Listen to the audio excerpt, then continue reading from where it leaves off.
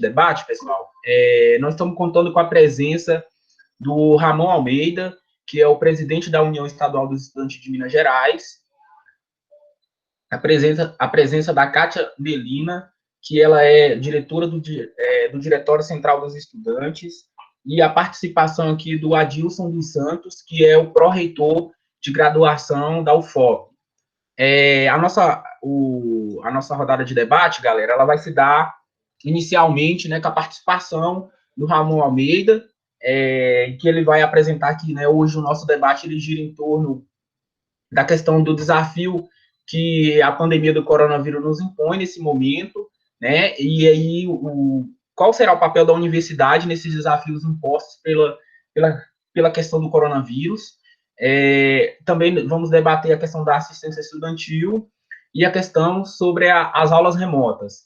Inicialmente, a gente abre aqui a fala aqui para o Ramon Almeida participar com a gente, e aí a gente chama aí para o Ramon poder contribuir com o debate, pessoal. Boa noite, gente. É um prazer estar aqui. Queria agradecer vocês pelo convite. Sempre que precisar e sempre que eu puder acrescentar em algo, podem me chamar, viu? Raul, só vou te pedir para você falar se eu estiver ultrapassando o tempo, para o debate não ficar muito longo, aí se você puder me ajudar quanto a isso, ficaria grato. Então, gente, começando, eu acho que, primeiro, não tem como começar qualquer debate hoje, seja político ou seja conjuntural, sem estar trazendo para o centro, né, para o cerne do debate, a questão da pandemia, né, o que ela trouxe para a gente aqui e o que ela atingiu, principalmente o setor da educação, né? A gente tinha um debate muito grande, né? As entidades estudantis sempre vinham num acúmulo muito grande sobre a discussão dos ensinos presenciais, dos ensinos remotos, justamente porque, principalmente no ensino privado, começou a se estender muito, né? Esse tipo de modalidades à distância, ensino à distância. E as entidades estudantis vinham justamente para dar esse contraponto, para que, no caso os ensinos à distância realmente fossem necessários para serem implantados, principalmente para estudantes que morassem em comunidades mais afastadas, que não tivessem campus muito próximos, que esse ensino fosse feito de uma maneira adequada, né? Que conseguisse gerar nesse estudante um ensino que gerasse um conhecimento crítico, que gerasse um ensino de qualidade.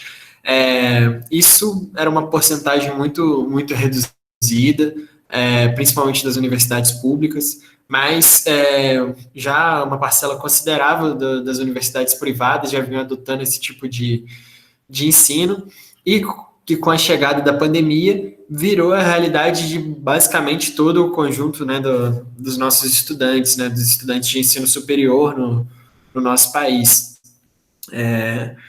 No primeiro momento, no começo da pandemia, o que o movimento estudantil, que as entidades de representação estudantil lutaram, foram para que os calendários acadêmicos fossem suspensos, para que os calendários acadêmicos fossem cancelados em alguns momentos, mas justamente porque ainda não se tinha uma visão correta do quanto de tempo nós ficaríamos nesse processo, né?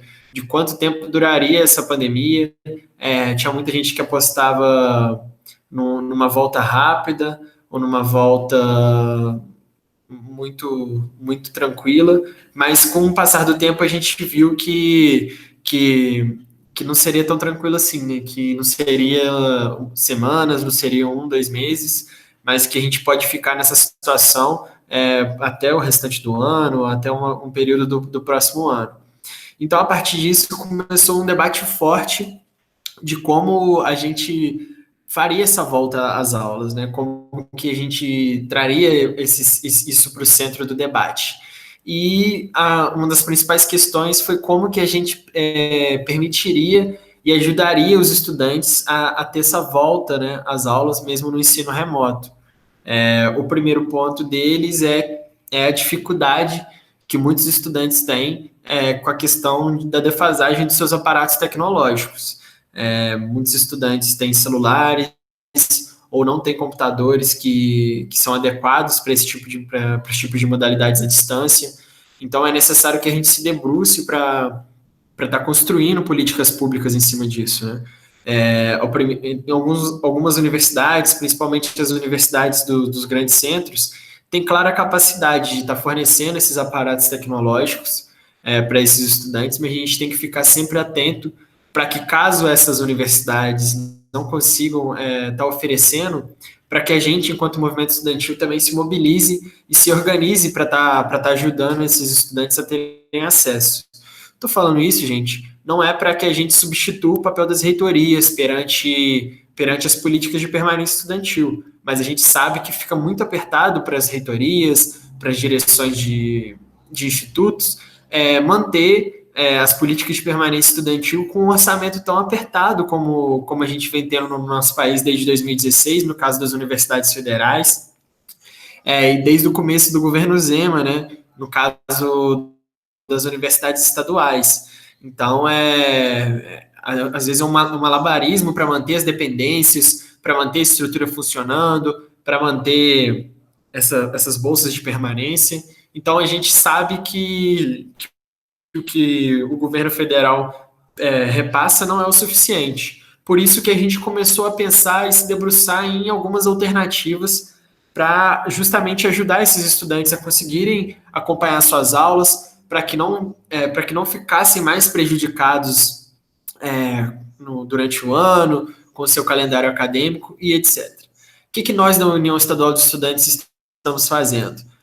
Nós estamos procurando parceria com o Ministério Público, né, acionando o Ministério Público de cada cidade, para que a gente recolha computadores e celulares que foram apreendidos pelas polícias civis e militares em algumas operações e que não estão tendo utilização, né, que já não são úteis para processos em andamentos.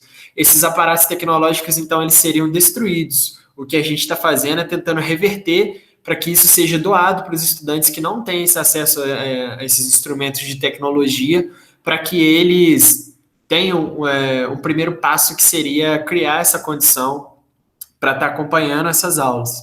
E aí, inclusive, quero deixar aberto aqui para vocês, se vocês quiserem construir isso junto com a União Estadual dos Estudantes, construir isso no campus da UFOP, seja em Ouro Preto, Mariana, podem mandar mensagem para a gente, que a gente tenta construir essa parceria aí, inclusive junto com o Ministério Público. Aí, se vocês não tiverem meu contato, Raul, Elô tem, só pedir a eles que a gente converse e constrói isso em conjunto. Outra iniciativa que a gente também vem engrossando, que é uma iniciativa da sociedade civil, que é o projeto 4G para Estudar. O que seria esse projeto 4G para Estudar? Seria da gente recolher fundos, né, com a sociedade civil, para estar comprando planos de internet, plano de dados para os estudantes mais carentes, justamente para estar viabilizando que eles, assim como o plano dos aparelhos tecnológicos, que eles acompanhem essas aulas. Então, é um projeto muito interessante também, que eu acho que seria muito bom vocês conhecerem melhor, caso vocês ainda não conheçam, e que a gente pode estar difundindo melhor aí, né, entre os estudantes da UFOP e na própria universidade. Acho que é muito, apesar de ser um pouco complexo estar fazendo essa rede de levantamentos desses estudantes, eu tenho certeza que a reitoria da UFOP, que sempre foi atenta quanto a essas questões, pode estar ajudando a gente a estar fazendo esse mapeamento e estar fazendo esse direcionamento, tanto dos aparatos tecnológicos quanto desses planos de internet. Mas também, galera, queria reforçar aqui que não vale apenas ficar nessa política de contenção de danos, né? É preciso que a gente avance, principalmente nos debates nacionais, no que tange a realidade das nossas universidades federais. É necessário que cada vez mais a gente pressione o governo federal para que mude a política do Ministério da Educação, para que, de fato, a gente não tenha um Ministério da Educação sem um titular para o cargo, né, uma pessoa que dure um certo tempo e que consiga, de fato, estabelecer uma política pública para a educação brasileira, porque a gente sabe que a gente está observando o que está acontecendo no Ministério da Saúde. Se a gente não tem uma política clara, uma política para o setor, a gente fica à mercê de ficar sem um comandante para o nosso barco, uma pessoa que de fato dê a linha para a política educacional brasileira.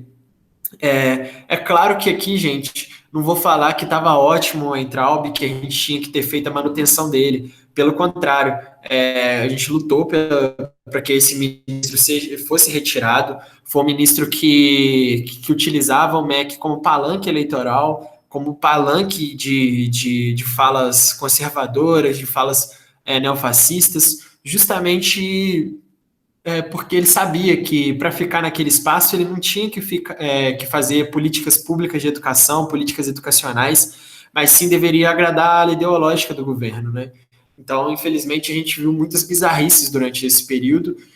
Espero que o MEC volte a ter uma política efetiva para as nossas universidades federais e para que ele volte a pensar em universidades mais democráticas.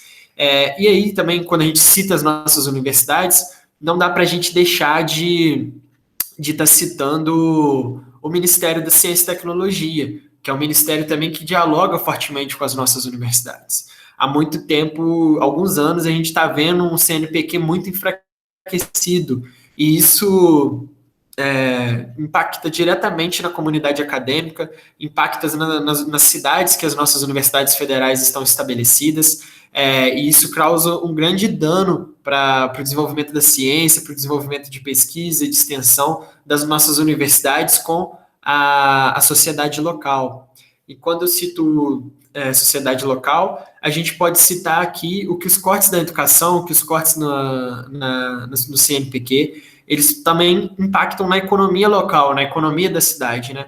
Porque se a gente tem menos dinheiro sendo investido para desenvolvimento de pesquisas, de ciência e tecnologia, a gente tem menos dinheiro sendo direcionado para a economia local de Mariana, para a economia local de Ouro Preto, e que são economias que dialogam altamente com a presença da universidade dentro desse ambiente. Então, defender a UFOP, defender a universidade pública, perpassa também por estar defendendo o crescimento, por estar defendendo o desenvolvimento das cidades da região dos Inconfidentes. Falando dessa questão das nossas universidades, acho que não dá para trazer aqui para o debate a questão das eleições para reitor, né? Hoje a gente percebeu durante a gestão do Weintraub, principalmente, o quão frágil é a normalização para os nossos reitores, né? E o quanto que a gente não avançou sobre esse debate. A comunidade acadêmica hoje ainda não elege por voto direto os nossos reitores. Claro que são feitas consultas públicas às comunidades acadêmicas, geralmente, mas isso é muito frágil, já que a gente tem que mandar uma lista tríplice para o Conselho Superior, e por mais que a pessoa tenha, 4 votos e fique em terceiro colocado, o presidente da República pode nomear essa pessoa. Então, acho de suma importância que também a gente se debruce sobre esse debate, não somente no governo Bolsonaro, mas caso a gente venha a ter um governo progressista novamente nas redes do nosso país, que a gente avance por esse debate, né? Porque foi um debate que por muito tempo ficou esquecido. A gente avançou em muitas coisas, ampliou as universidades públicas, ampliou a política de cotas, a política de permanência, mas não avançou sobre a nossa democracia interna das nossas universidades. A gente não elege de forma direta os nossos reitores. Então, é de suma importância que a gente se debruce sobre isso. E aí, também falando aqui, galera, por mais que o ambiente aí da região de vocês seja atrelado principalmente a instituições federais de ensino, a gente não pode deixar de falar aqui sobre o governo do Romeu Zema, né? Justamente por ser um governo que também não tem um compromisso com o desenvolvimento da ciência, da pesquisa, da tecnologia e da educação. Um governo que enfraquece as instituições de ensino e desenvolvimento de pesquisa ataca principalmente a FAPEMIG. E como que o Zema ataca a FAPEMIG? Ataca principalmente no corte de orçamento. E a gente sabe o quanto que essa agência de fomento de pesquisa no nosso estado é importante para o desenvolvimento do estado, é importante para o desenvolvimento da nossa economia, para o nosso desenvolvimento de tecnologia, de ciência, justamente no estado que tem o tamanho territorial da França, é maior do que a Espanha, mas que nunca teve uma política muito clara de educação. Nós nunca investimos muito nas nossas universidades estaduais. Posso citar aqui os exemplos de São Paulo e Rio de Janeiro, né? Rio de Janeiro com a UERJ, São Paulo com a USP, com a Unicamp, que desenvolveram ao longo das décadas universidades de excelência. Infelizmente, o governo de Minas nunca teve uma política de forte incentivo das nossas universidades estaduais. A UENG e a Unimontes não conseguiram se destacar como essas instituições que eu já citei, mas também não conseguimos consolidar uma instituição de fomento à pesquisa, de fomento à ciência e tecnologia, como esses estados já citados também conseguiram. A gente emplaca um pouco de investimento, mas logo em seguida a gente tem uma redução nesse investimento que quase zera, e aí só daqui a 10 anos você vai ter novamente uma rede de investimentos na FAPEMIG, e isso é muito precioso nesse estado, faz a gente ficar defasado tecnologicamente, faz a gente ficar defasado em termos educacionais, e faz principalmente com que a gente não cresça e que a gente gere um retorno imediato para a sociedade, né? Não dá para ficar aqui somente pautando a Agência Nacional, não dá para a gente ficar pautando somente o CNPq, e esquecer também da nossa relação com o governo de Minas, com o estado aqui de Minas Gerais. Acho que é isso, gente. Minha contribuição, para mim, não me alongar muito. Espero que eu já não tenha estourado aí o tempo, Raul. Mas eu vou ficar aqui acompanhando com vocês. Caso vocês queiram deixar algum apontamento depois, estou aqui para responder as perguntas, beleza?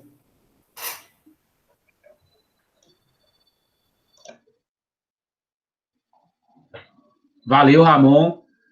As suas contribuições aí são muito importantes, né, para a gente entender como é que está a questão do movimento estudantil em relação ao Estado de Minas Gerais, né? A gente vê que a União Estadual dos Estudantes pensa o movimento estudantil no todo, né? No sentido, pensa em todos os lugares possíveis em que possui universidade no Estado, né? Ela está presente ali, ativa, e debatendo com todo mundo.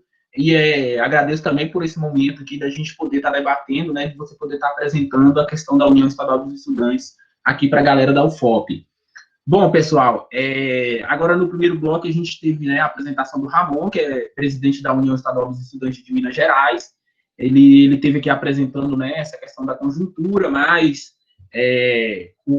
como o movimento estudantil anda agindo, né, em relação a uma resposta, e até mesmo, né, a nossa tese do evento que a gente vem realizando agora aqui é contra-atacar, não é? É um momento da gente contra-atacar esse governo de retrocesso, mas para isso a gente precisa, né, ter um movimento forte de juventude ativo, debatendo constantemente. E aí, esse segundo bloco nosso de debate, a gente vem com a participação aqui do professor Adilson dos Santos, que ele é pró-reitor de graduação da UFOP, né, e aí ele vai apresentar esse quadro em que se encontra a universidade. Eu acho que ele pode passar até um pouco também das informações aqui relacionada, né, ao resultado da última pesquisa que a UFOP liberou, que está relacionada às questões, né, às condições sociais do estudante, qual é o quadro do estudante que tem acesso à internet, né, qual é a condição que esse estudante possui, né, para realmente ele estar adequado ao que nos está sendo colocado, que é a questão do ensino remoto. E aí, nessa segunda rodada, agora eu faço a chamada agora aqui do professor Adilson dos Santos, pró-reitor de graduação da UFOP. Contamos com a sua participação agora aqui, Adilson. É isso aí. Boa noite a todas e a todos. Eu queria agradecer a Heloína, né, por lembrar do meu nome, Raul, por convidar, e dizer o seguinte, que eu tenho algumas questões que eu considero preliminares extremamente relevantes para tratar da universidade em tempo de pandemia e eu vou recordar uma discussão que me foi encomendada a ser feita na Universidade Federal de Alagoas e na Universidade Federal da Fronteira Sul, em Santa Catarina.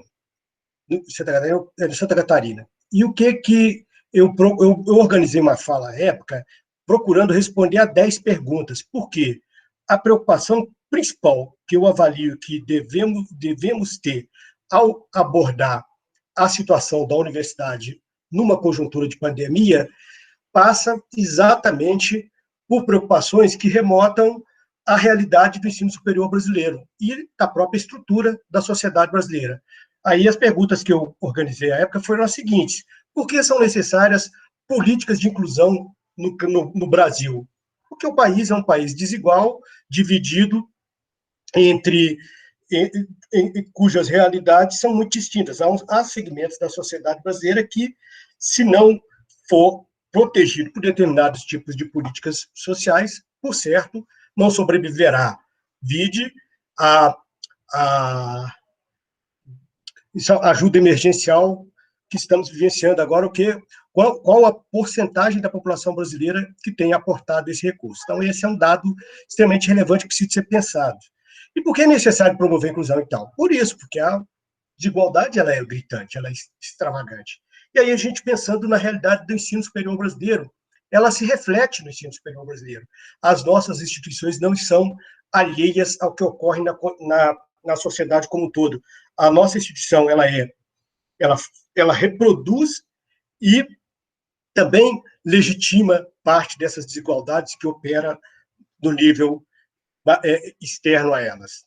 Então, a gente precisa de pensar nesse sentido, pensando no ensino superior, lembrar que, desde a sua origem, o ensino superior brasileiro ele é marcadamente elitista.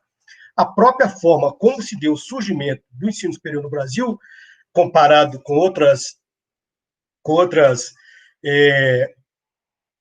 países do próprio continente latino-americano, revela como a opção de Portugal, quando tinha o Brasil como um Estado colônia, foi a de negar ao povo brasileiro o acesso ao ensino superior.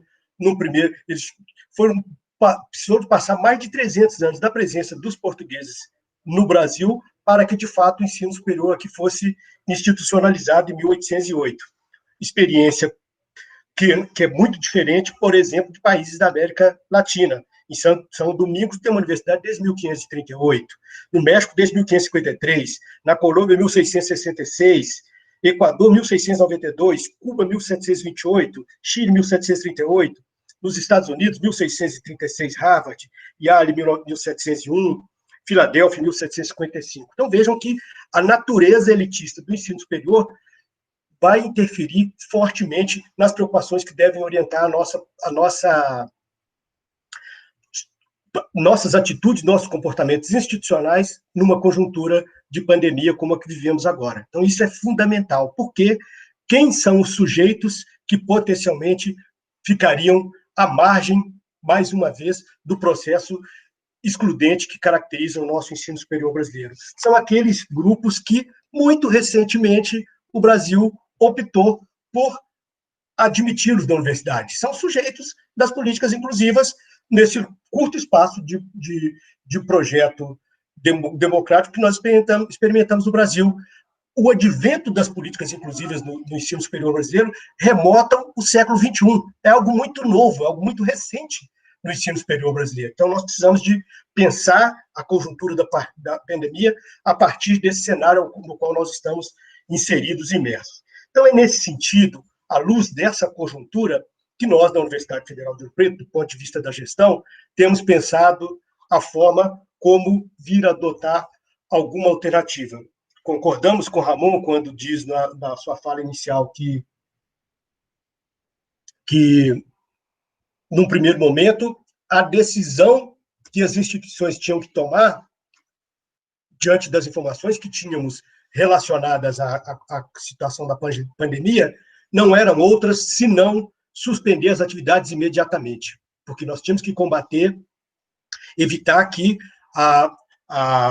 doença se alastrasse, o vírus se alastrasse. Então, essa era a decisão acertada. Depois disso, com mais informações, nós temos que pensar em estratégias para fazer com que o prejuízo provocado pelo isolamento, por esse fenômeno que estamos vivendo no globo, fosse minimizado. Só que as estratégias a serem adotadas, eu quero insistir, tem que ser estratégia que não contribua, em hipótese alguma, para ampliar esse fosso de desigualdade, no qual nós já tentamos retratar aqui na fala, daquelas perguntas que elaborei para discutir com as outras universidades por onde passei falando sobre isso. Então, diante desse cenário, a Universidade Federal de Ouro Preto, que nessa semana, no dia 7, aprovou a adoção de um regime remoto de ensino. Para construir esse regime remoto, nós instauramos uma ampla consulta à comunidade universitária, docentes, os servidores técnicos administrativos que atuam na parte administrativa da universidade, no sentido de construir uma proposta que fosse mais adequada à nossa realidade.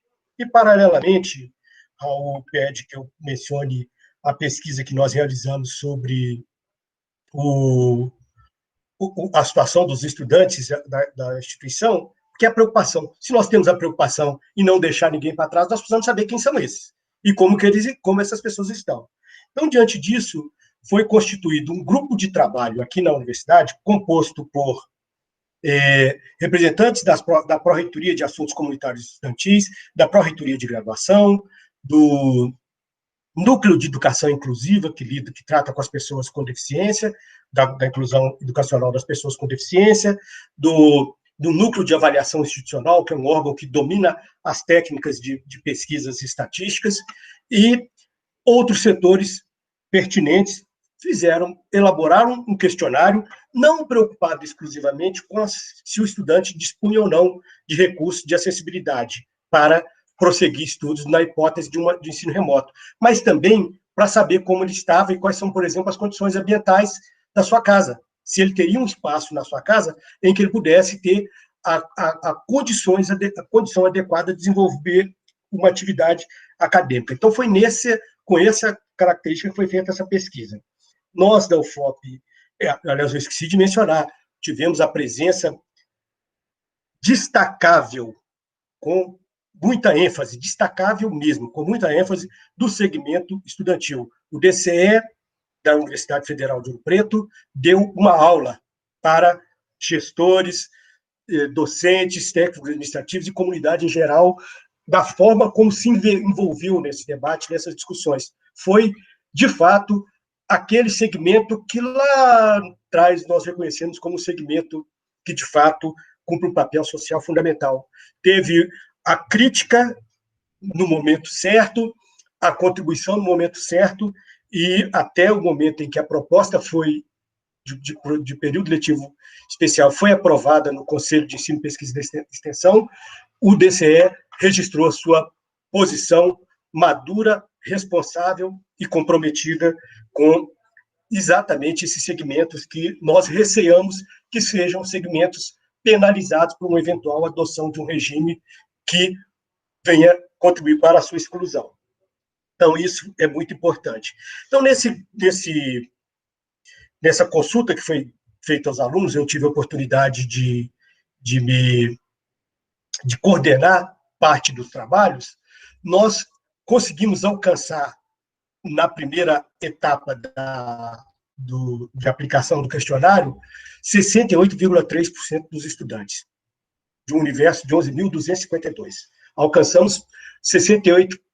Apresentamos um relatório parcial do que esses estudantes consideravam para o grupo de trabalho que eu mencionei, que foi constituído com aquela finalidade, e esse grupo de trabalho considerou que esse número ainda era um número muito baixo, que nós deveríamos evitar esforço no sentido de alcançar mais estudantes. O fizemos, fomos atrás estendemos a aplicação do questionário por mais um período, e, ao final, no dia 25 de junho do mês passado, nós tínhamos conseguido alcançar 79,4% dos estudantes responderam ao questionário. Além desses, que responderam ao questionário, nós fizemos uma avaliação muito rigorosa do que diz respeito ao acesso às nossas mídias institucionais, o portal onde o aluno faz matrícula e renova e busca um atestado de frequência, ou coisa parecida, o portal da própria universidade, esse ambiente que nós estamos utilizando aqui, que é uma das plataformas do Google, do G Suite, do Google, que a UFOP oferece para a comunidade universitária, e constatamos que daqueles de 2.000 estudantes que não tinham conseguido acesso que não tinham respondido o questionário, 1.000 havia, nesse período em que o questionário esteve em aplicação, acesso a essas redes, o que significa que eles não estavam incomunicáveis. Restou perto de 1.000 estudantes que nós não encontramos de jeito nenhum. Não havíamos encontrado, não responderam o questionário, nem acessaram, nem utilizou nenhuma dessas mídias que eu mencionei. Nós estamos, nesse período, depois de fechar o questionário, indo atrás de cada um. Eu acabo de abrir uma mensagem eletrônica aqui no meu computador, de uma coordenadora de curso, que acaba de me dizer que os estudantes do curso dela, que ela recebeu a lista, que não haviam sido localizados, tais e tais se encontram nessa situação, tais se encontram nessa situação, e tais se encontram nessa situação. Porque nós não terminamos o trabalho de busca dessas pessoas. Porque, como eu falei no início da nossa conversa, a nossa preocupação, o nosso compromisso é com a realização de um ensino remoto, de redução dos danos que a pandemia já causou para a comunidade como um todo, mas que não diferencie ou que deixe alguns numa situação de desvantagem comparativamente com outros. Paralelamente a esse trabalho, que é do escopo da Pró-Reitoria, de onde eu sou lotado, que é a Pró-Reitoria de Graduação, nós temos também ações que vêm sendo desenvolvidas no âmbito da Pró-Reitoria de Assuntos Comunitários e Estudantis, que é a Pró-Reitoria, que, como muito bem disse o Ramon no início da sua fala inicial, a Pró-Reitoria é responsável por buscar o suporte material para as pessoas comprovadamente em situação de vulnerabilidade socioeconômica matriculada na nossa universidade.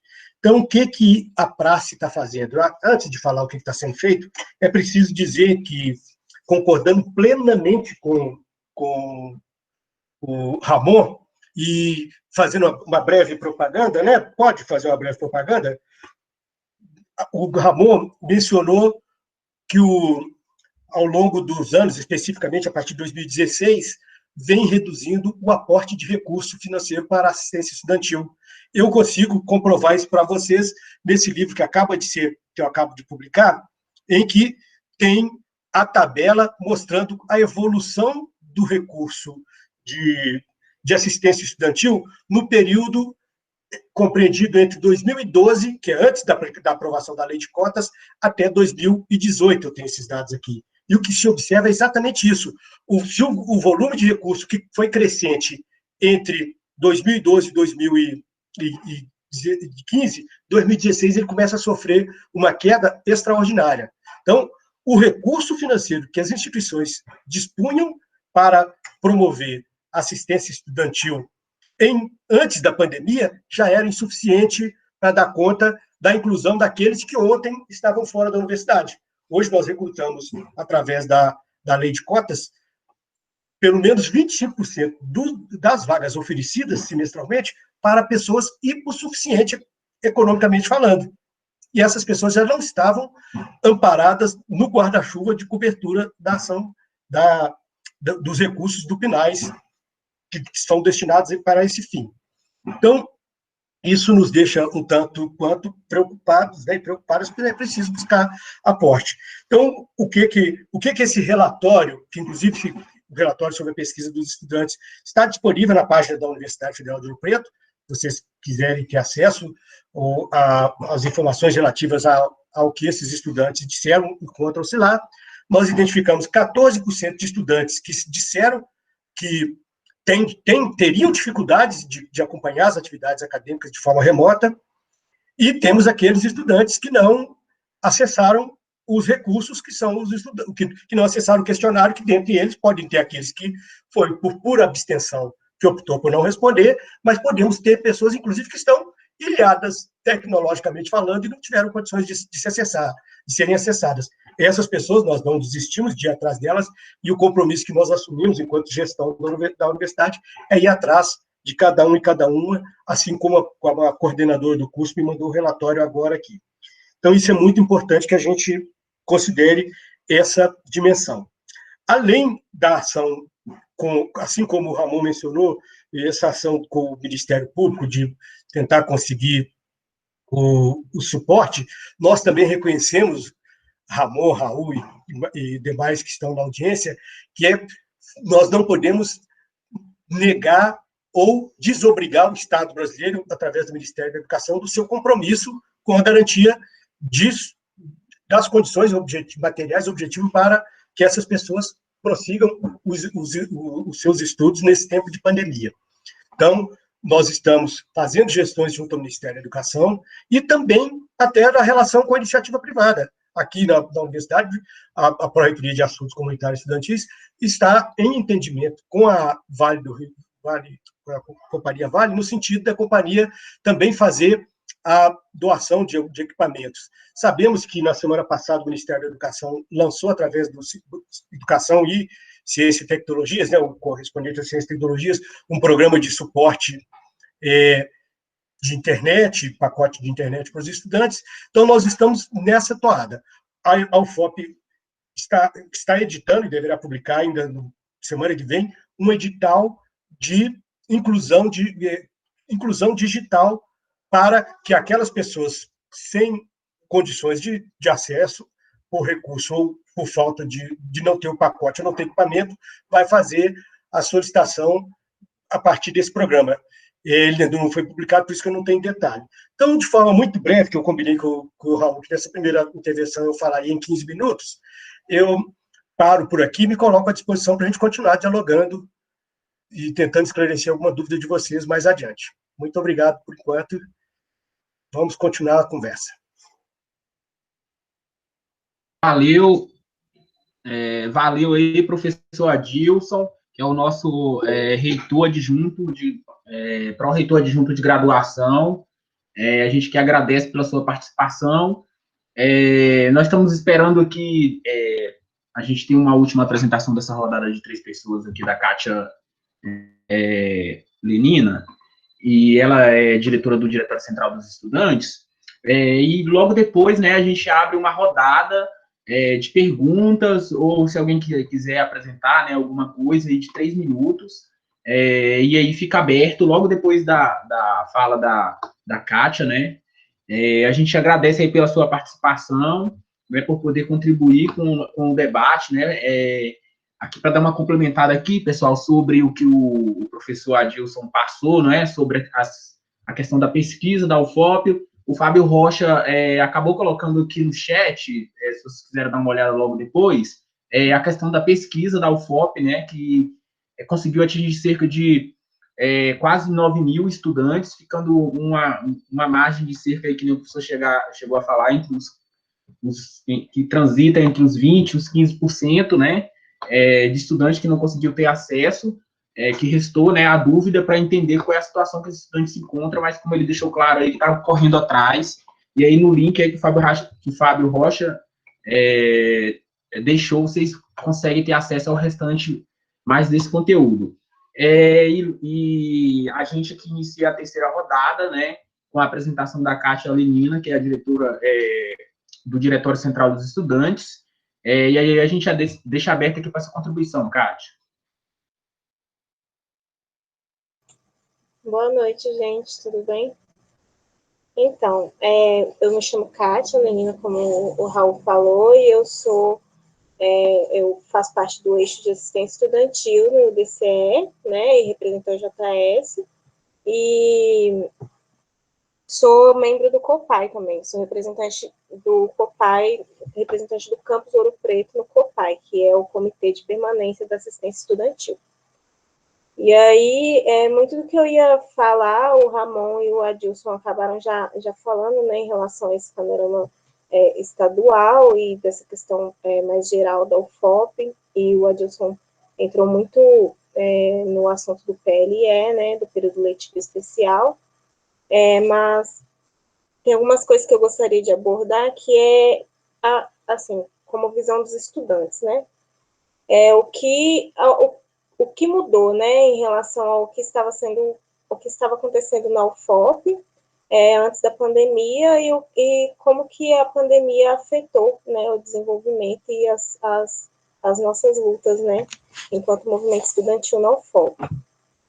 A gente viu que no começo do ano, a universidade já tem, como o Adilson falou, desde 2016, já tem acontecido vários cortes, né, no segmento da educação, e a nossa universidade, ela começou desde o início do ano a sentir os impactos desses cortes. A gente começou a perceber que a sofrer com ameaças de cancelamento de novas inscrições para as bolsas. A gente percebeu que no começo nesse ano, né, teve uma ampliação da diversidade na UFOP. Gente, vocês me desculpem, é a primeira vez que eu estou participando, viu? Então eu vou ficar um pouco nervosa. E aí, a gente teve uma ampliação da diversidade na UFOP, né? Entre 54% e 56% dos estudantes da UFOP eram pretos e pardos, né? E aí a gente teve essa questão do Fórum da Assistência Estudantil também, que gerou a construção do COPAI, que é o Comitê de Permanência Estudantil. Então, tinha algumas coisas que estavam caminhando para ampliação da discussão em relação a esse público da assistência estudantil e a todas as questões da assistência estudantil. E a gente precisava da ampliação dessas políticas de assistência estudantil. Só que com esses cortes, com esses ataques à universidade, a gente teve o resultado do corte de bolsas no período de férias para alunos que eram da Fundação Gorsex, e o DCE, a gente entrou em diálogo já desde o começo do ano com a Proplad, com a Prace, para poder tentar reverter esse cenário de corte e que estava atingindo os estudantes, né? Os estudantes que são contemplados pela assistência estudantil. E aí, a partir da pandemia, né, a gente percebe, assim, mudou um pouco o cenário. A gente teve uma questão que a gente conseguiu perceber mais a importância do poder do Estado, né, a partir das políticas do SUS e do SUAS para a questão da saúde, a contenção da pandemia, o auxílio emergencial. Depois a gente percebe também a importância da universidade pública, né, através da questão das pesquisas científicas, a promoção de exames para a COVID, que a UFOP até começou a fomentar essa questão de realizar testes para COVID, a possibilidade de criação de vacinas, né, porque a gente sabe que a universidade é o pilar da pesquisa científica e para o desenvolvimento desse tipo de questão, e a questão da assistência psicológica, que as universidades no país também têm dado um aparato muito interessante, principalmente para a questão dos alunos, servidores e tal. E aí a gente vê também a questão da importância da assistência. Em questão a relação da importância da universidade pública, a gente fala também que a importância da universidade pública em relação a tratar com a cidade, né, a dar um amparo para a cidade onde ela é instalada, e em relação a esse desenvolvimento da questão da vacina e em relação à pandemia. Aí a gente tem a questão da importância da assistência estudantil, né, que pensar o que fazer para a permanência dos estudantes na universidade nesse período de pandemia, né.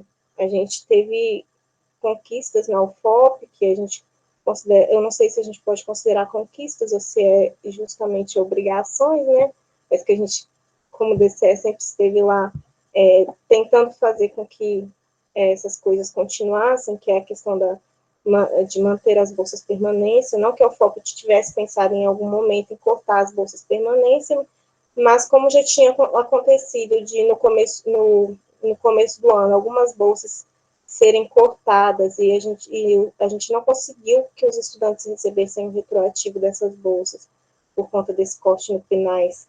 A gente ficou muito preocupado com isso e isso fez com que o DCE tomasse esse posicionamento de ficar mais próximo dessas discussões, né?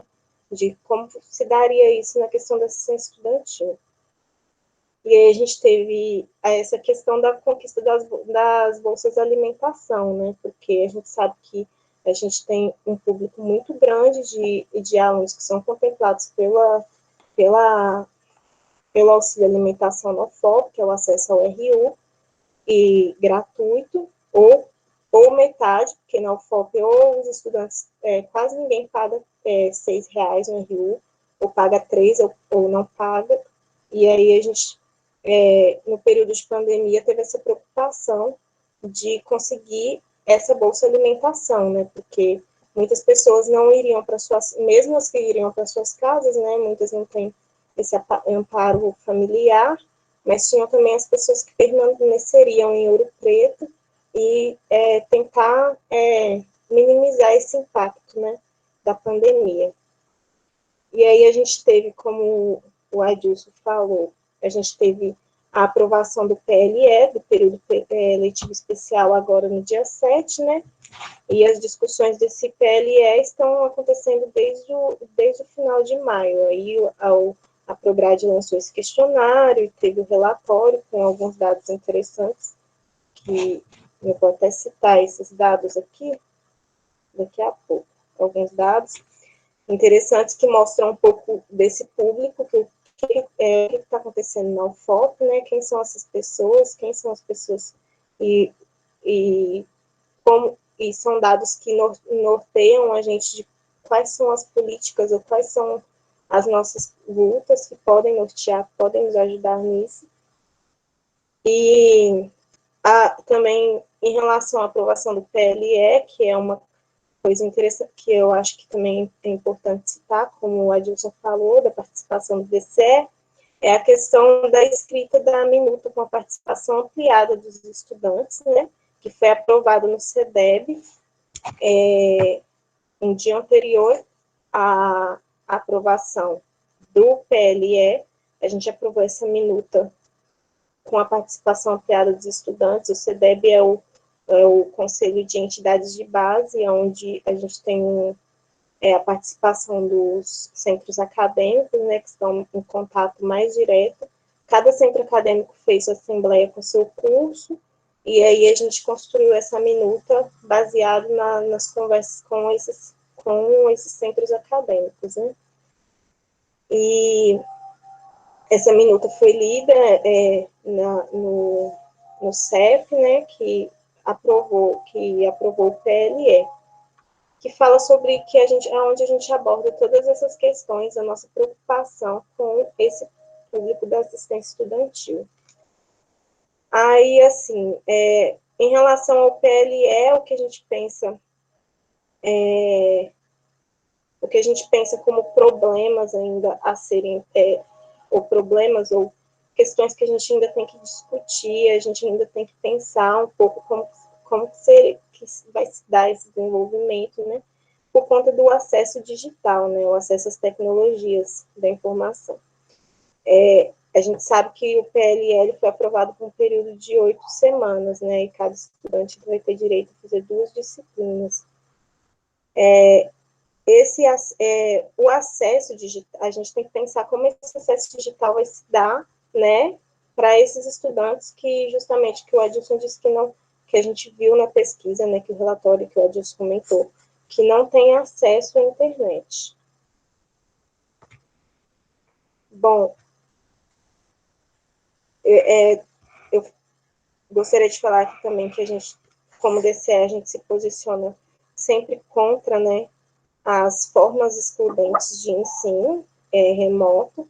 Então, a gente vê universidades como de Lavras, Unife, a USP, que elas adotaram logo de imediato o ensino remoto, antes de ter toda essa pesquisa, né? Então, praticamente, quem não tem acesso à internet teve que trancar esse período, ou tranca o período, ou está tendo que se virar de outras maneiras. A gente parabeniza muito a nossa instituição, ao FOP, por ter tomado outro caminho para poder estabelecer esse ensino remoto, né? E analisando isso como uma necessidade real de diminuir, de aumentar, de diminuir a quantidade de estudantes no retorno, né? Que a gente não sabe ainda quando vai ser o retorno às aulas presenciais. Aí, dos dados obtidos no relatório, que eu peguei alguns dados do relatório mesmo, mas se tiver qualquer correção, e o Adilson quiser fazer para mim depois, pode, que 21% dos estudantes não responderam ao questionário. E aí a gente fica um pouco preocupado, né? Igual quando a gente vai conversar no DCE, a gente fica um pouco preocupado de saber o porquê que esses estudantes não responderam esse questionário, né? Mas como a Adilson disse, ele já deve ter os dados um pouco mais atualizados, inclusive, do que eu peguei no relatório. 2% não tem acesso à internet, 2% que responderam não tem acesso à internet, 2% não consegue assistir vídeos do YouTube, não consegue assistir vídeos, então como que as pessoas conseguiriam assistir aulas gravadas, né?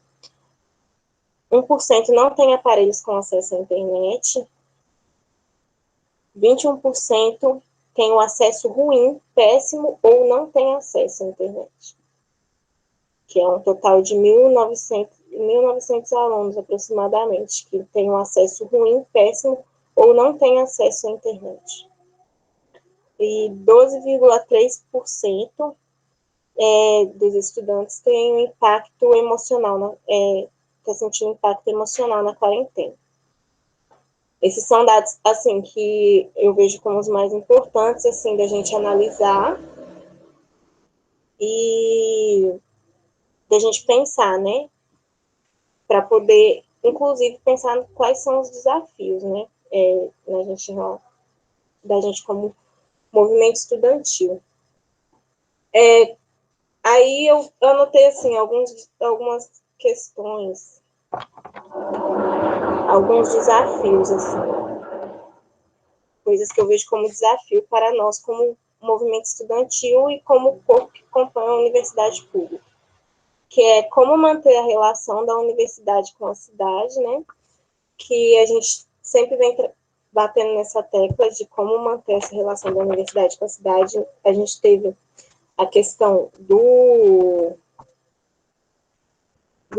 Transfiro FOP, que o JS movimentou, que foi uma campanha muito interessante, que tinha como objetivo a inserção da juventude com conhecimento científico para contribuir com o desenvolvimento da cidade, e a importância da renovação dos cargos públicos para a juventude progressista, né, a mudança, pensando na mudança da política local e nacional. Eu acho que isso é interessante abordar, que o Transfiro FOP tem essa intenção, né, de trazer os estudantes para vivenciar a realidade da cidade.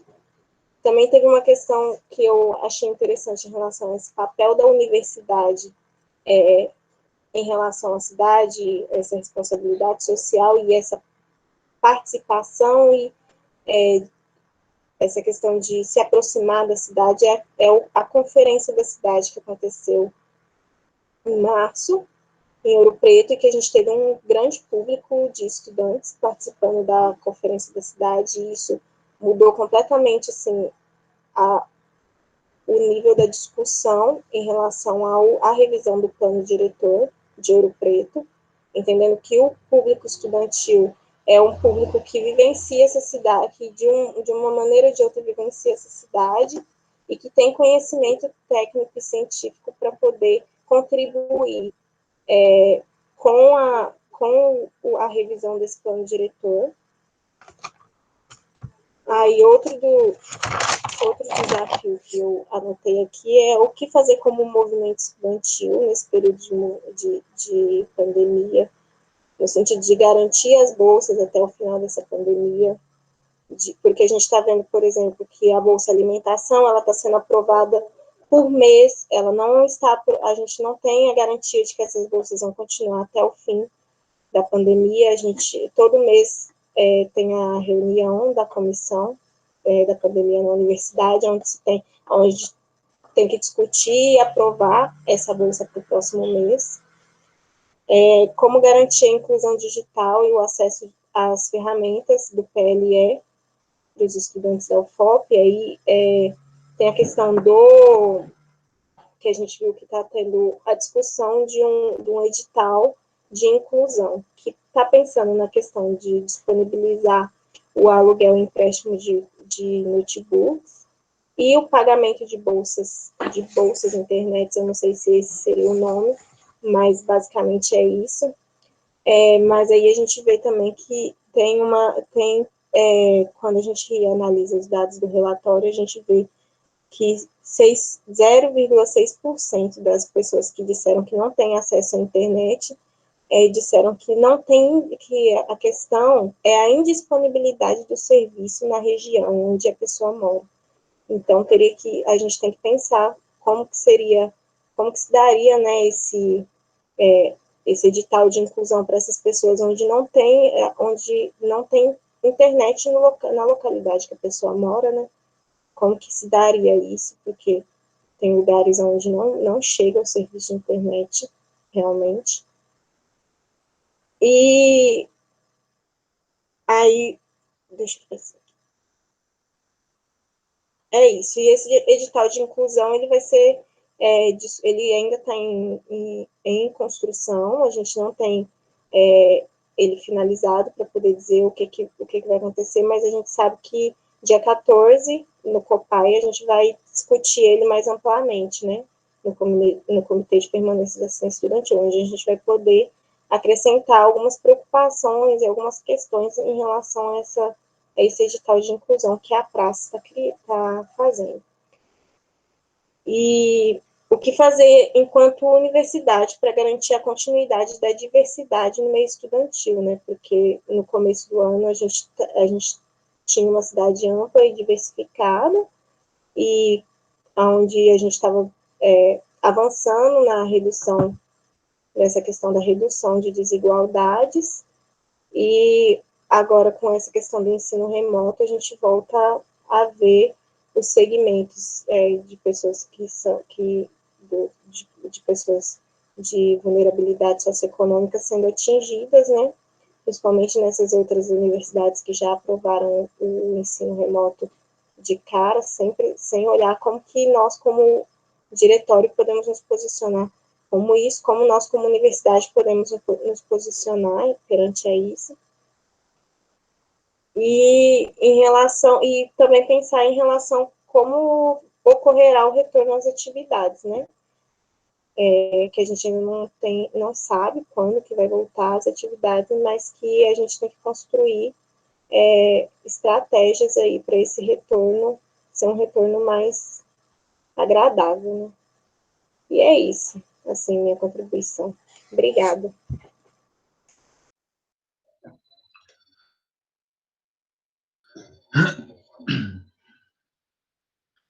Valeu, Kátia, pela sua contribuição. Você conseguiu apresentar para a gente aí uma série de questões a serem discutidas ainda, a serem aprimoradas, para que a gente possa ter, né, um empenho mais efetivo de uma série de desafios nossos que estão postos aí, né? Esses desafios são de um momento único, né? Que eu acredito assim que ninguém de qualquer pessoa que esteja presente aqui, eu acredito que em nenhum momento da sua vida tenha passado por um momento parecido como esse, né? Atravessando a questão de uma pandemia que nos colocou diante de um desafio, né?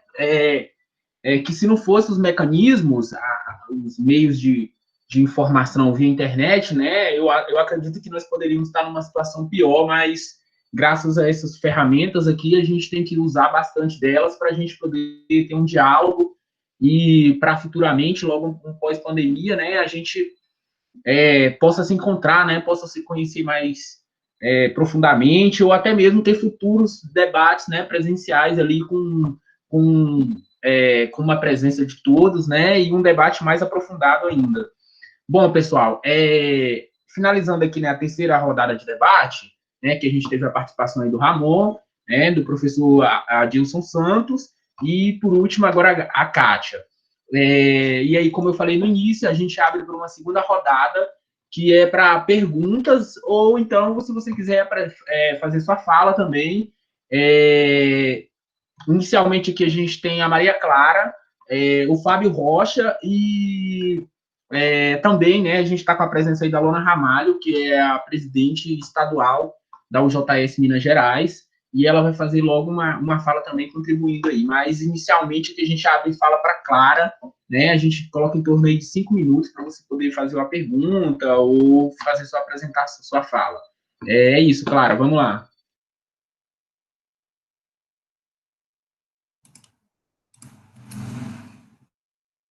Não sei se vocês já estão me ouvindo.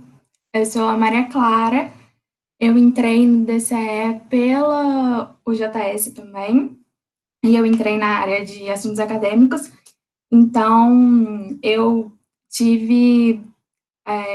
fui uma das pessoas que integrou esse grupo que o Adilson comentou na fala dele sobre a construção do questionário, também estive nas reuniões com a Prograde, né, levando as questões dos alunos, também participei da construção do documento que o DCE fez, das considerações sobre o PLE, e também fui representando os alunos no CEP, que foi aprovado o PLE. E aí eu queria só falar um pouco sobre como que eu nunca tinha participado de nada do movimento estudantil, e, né, de cara, quando eu entrei, eu já peguei o PLE para resolver, né, que era uma coisa que entrava mais no meu eixo. Eu não tinha experiência nenhuma, e aí, mas o grupo que foi montado dentro do DCE, o grupo de trabalho sobre isso dentro do DCE foi muito bom, assim, a gente conseguiu, né, teve lá seus desentendimentos em alguns momentos, mas foi bem no início, mas depois a gente conseguiu tocar bem, e aí toda essa conversa mostrou para mim o quanto é importante os alunos estarem organizados para conseguir coisas em prol deles também, né? Porque a gente precisa se organizar para ir atrás do que a gente precisa para permanecer na universidade também, né? A universidade tem o compromisso dela de ter, né, que dar assistência, etc., mas a gente também tem que ir atrás. Então, eu vi que a importância de estar organizado no DCE, no movimento estudantil, ela afeta muito mais do que eu imaginava. Assim, eu vi que a importância de ser uma unidade mesmo é muito mais forte. E aí, né, agora já vou... E aí, por exemplo, quando a gente monta esse documento, né, foi um documento que a gente está recebendo até hoje diversos elogios por causa desse documento. Esse documento que a gente fez muito em cima também de né, esmiuçar ali o que são esses dados dessa pesquisa, e a gente leu o relatório, pegou os dados, viu o que a gente achava que poderia ser uma questão que deixaria a pessoa numa condição menos favorecida para participar do PLE, para permanecer no PLE, e a gente foi lá e montou esse documento, e a gente vê também que, assim, apesar, igual as pessoas colocaram, né, apesar de serem, assim, as porcentagens de pessoas que não estão numa boa condição para fazer o PLE ser pequena, ainda são pessoas, a gente ainda precisa ir atrás do porquê que essas pessoas estão assim, tem que ajudar essas pessoas, tem que dar a assistência necessária, porque é o que tem que ser feito, né? E aí, só para finalizar mesmo, eu queria chamar a galera que está integrando aí ao JS agora, para entrar também para o DCE junto com a gente, porque a gente vai ter uma reestruturação, né, de como estão as coisas, para poder né, fazer uma unidade mais forte agora, porque a gente talvez vai ter que continuar a gestão, né, por causa da pandemia, isso ainda vai ser uma coisa a ser discutida, Mas agora, de julho para agosto, a gente vai dar uma reestruturada em tudo. E aí, chamar vocês aqui também, né, para ajudar a gente lá no DCE.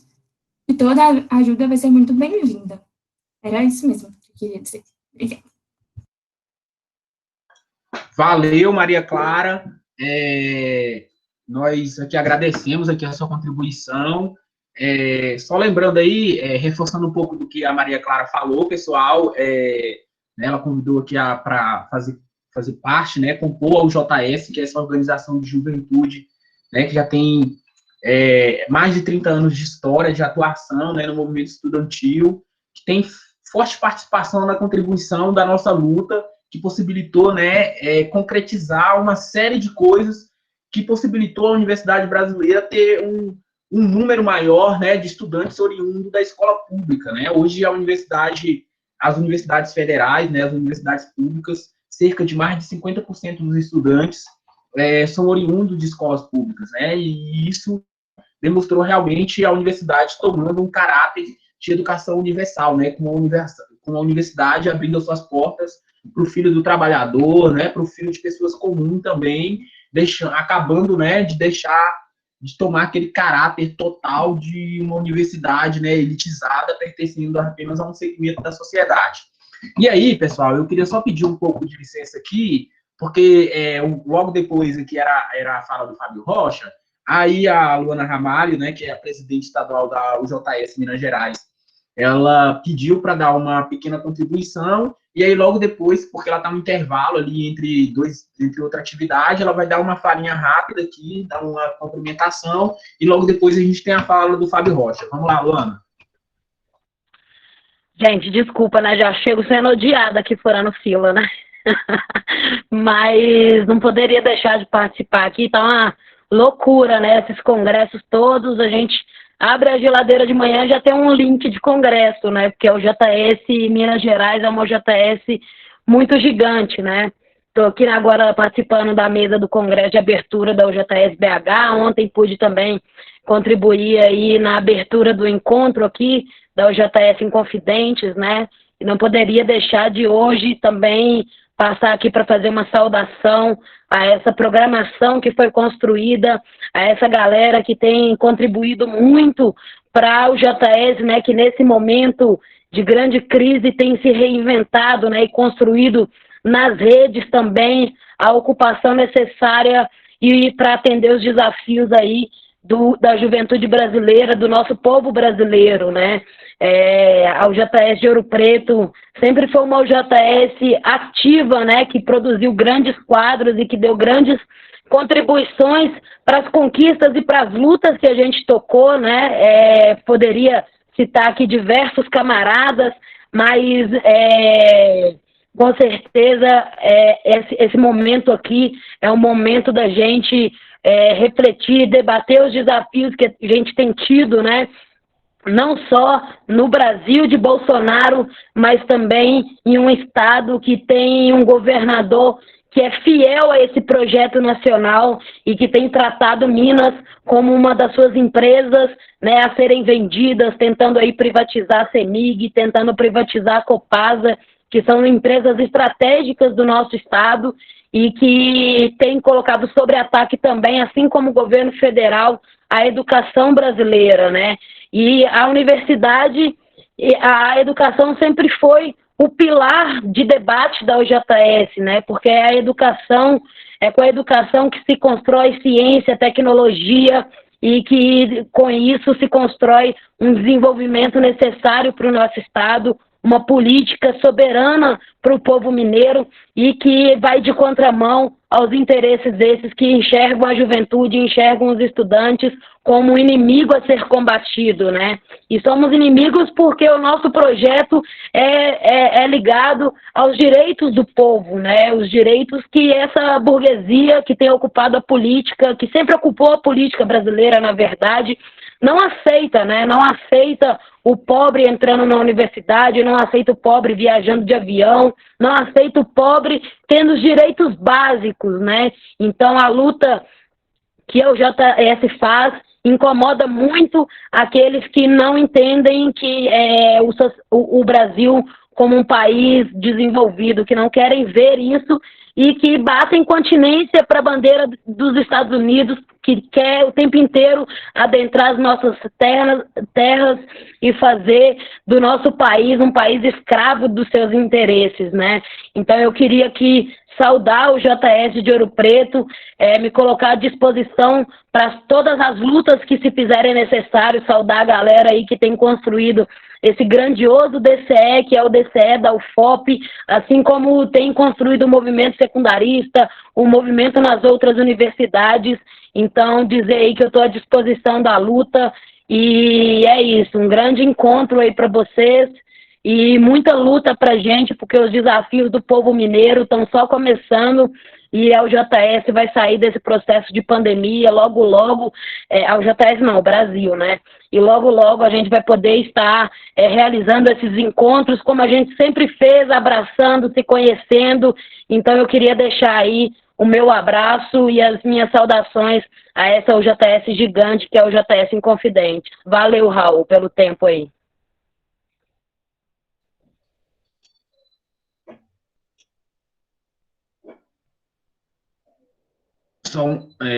Tá, destravou aqui, gente, porque quase deu um sinalzinho que deu uma travada.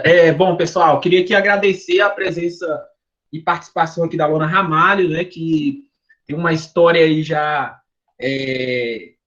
no processo, né, dos últimos tempos aí que a gente pode imaginar em que o Brasil esteja nessa crise política, né. A Luana Ramalho já foi 2 vezes presidente da União Estadual dos Estudantes de Minas Gerais, né, com a atual gestão sendo do Ramon Almeida, e hoje ela dirige a União da Juventude Socialista aqui no estado de Minas Gerais, né. Então é uma mulher que já vem aí, né, por um processo histórico de contribuição de luta e resistência contra essa onda de retrocesso, né, e de ataque à democracia e às instituições de ensino do Brasil e de Minas Gerais.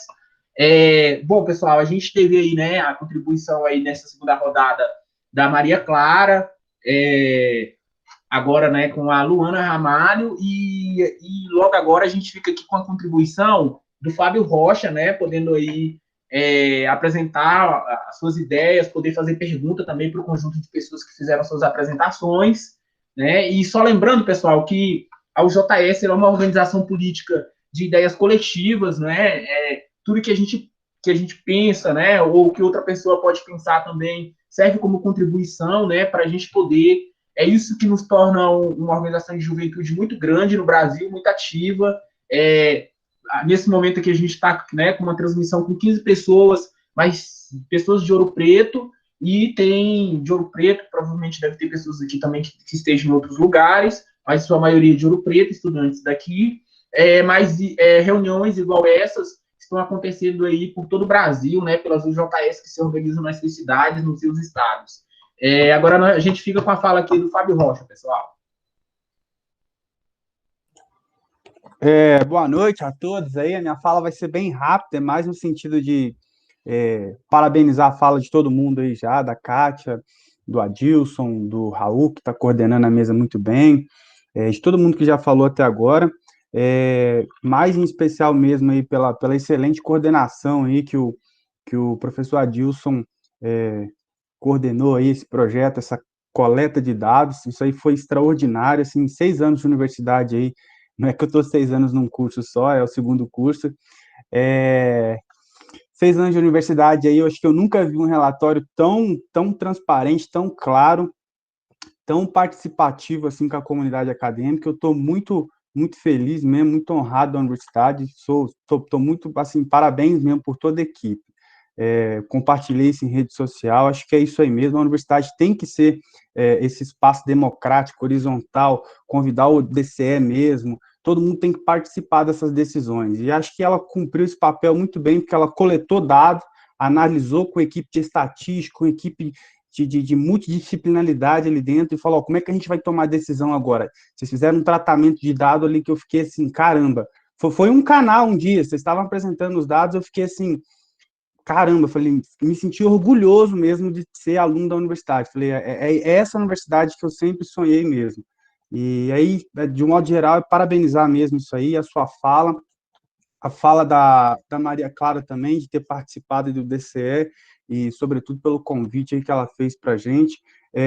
Eu, em breve, vamos ver, a depender do que acontecer aí, talvez eu possa participar desse convite da Maria Clara aí mais futuramente. Eu acho que estou me identificando muito com essa pauta política. Eu acho que nós precisamos se envolver cada vez mais com a política, porque as decisões institucionais, as decisões que afetam a nossa vida, acontecem nesses espaços públicos de decisão. As coisas só funcionam aí. Não adianta ficar só gritando em Facebook, gritando em beira de boteco, mas se não participar de um debate, digamos que um debate formalizado, um debate onde as pessoas conversam civilizadamente para decidir sobre os rumos da educação, da saúde, e como um todo, de um modo geral, assim. E aí, nesse sentido, a fala de todo mundo acho que convergiu bastante para as 3 pautas aí que foram propostas para essa segunda rodada aí de hoje.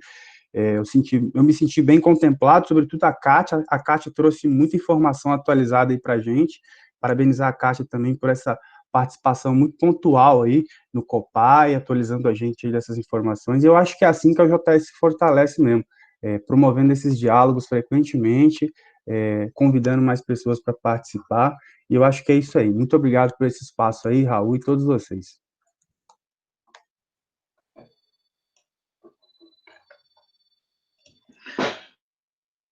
Valeu, Fábio, mais conhecido aqui na UFOP, né, nas Repúblicas, aqui como Chicó, pela sua contribuição, né, pelo seu reforço em relação ao resultado, né, que a UFOP conseguiu nos possibilitar, esse resultado da situação em que os estudantes se encontram, né, tanto na sua vida econômica, na sua vida familiar, nas suas condições de acesso à internet, né, isso nos possibilitou um aprofundamento desse debate, e também, né, apura mais, né, tira as nossas dúvidas em relação a uma série de coisas, né, que inicialmente, né, no período de pandemia, quando iniciou-se esses primeiros debates, né, existia uma séria dúvida, né, era meio escuro essas informações, né, e a universidade, através desse estudo, nos possibilitou tornar isso real, ter um entendimento da situação em que os estudantes se encontram.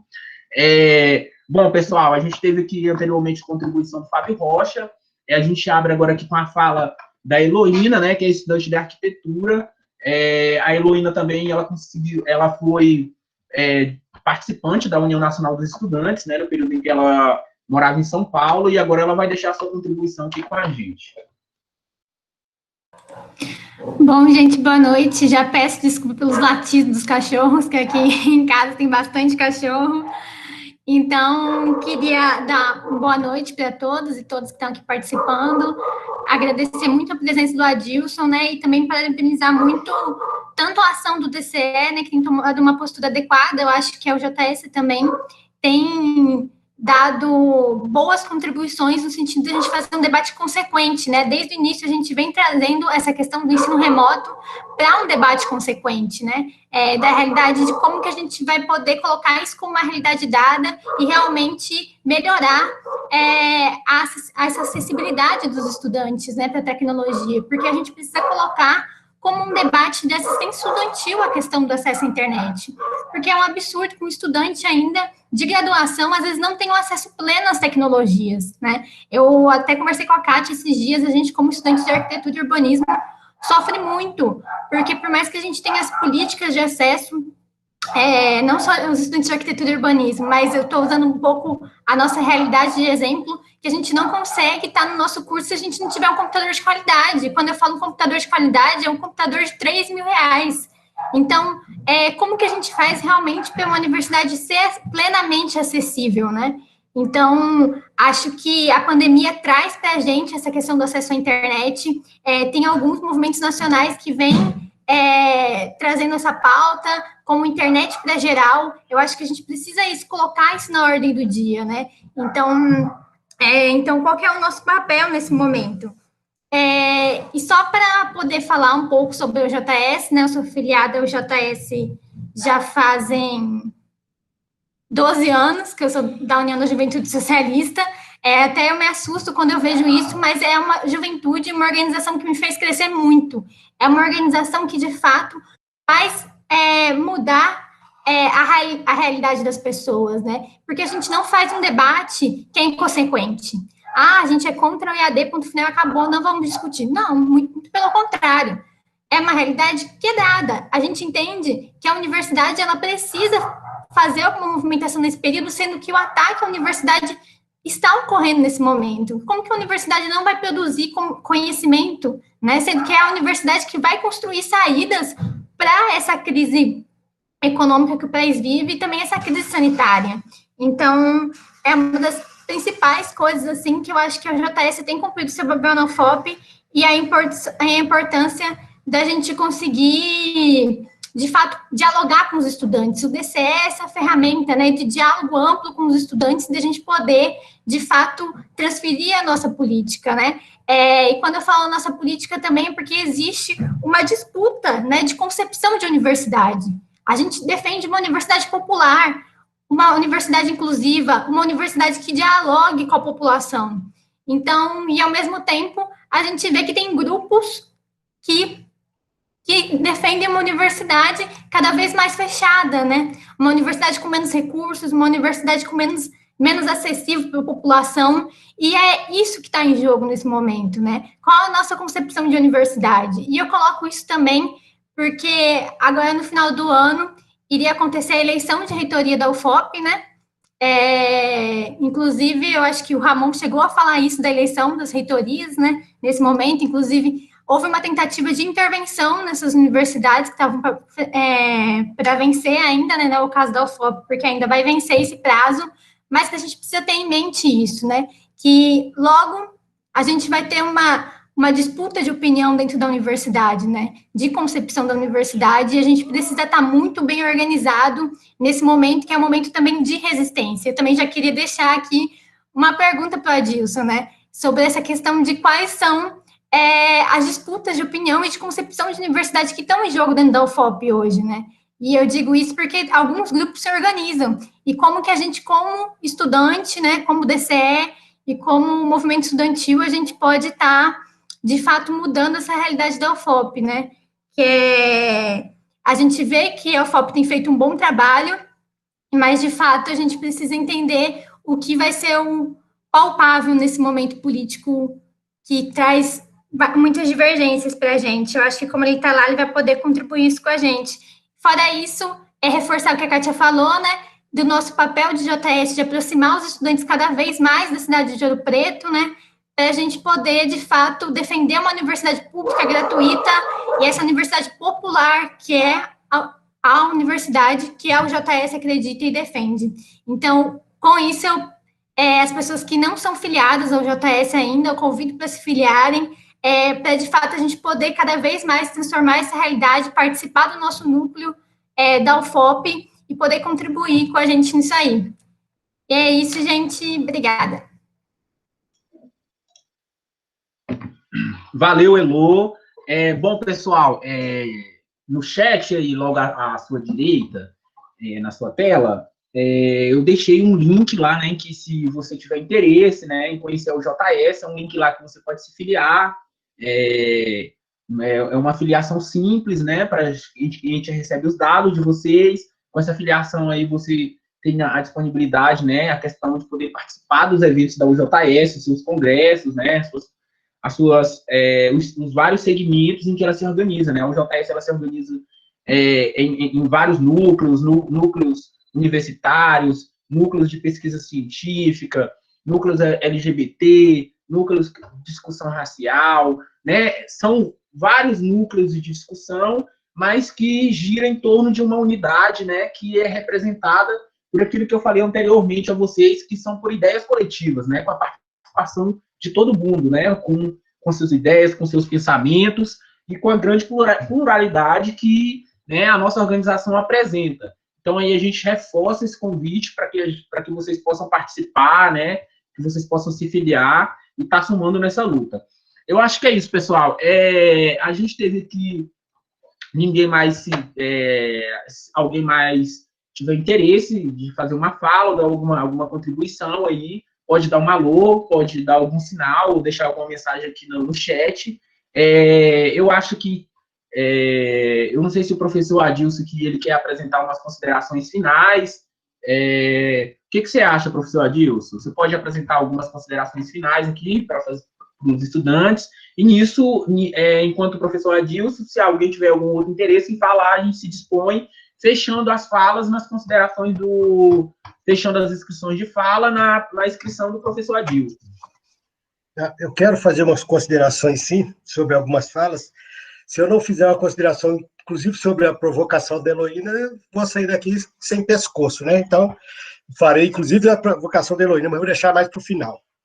Primeira coisa que eu gostaria de dizer, e tem a ver com a questão, relaciona com as falas da Heloína também, a fala da Maria Clara.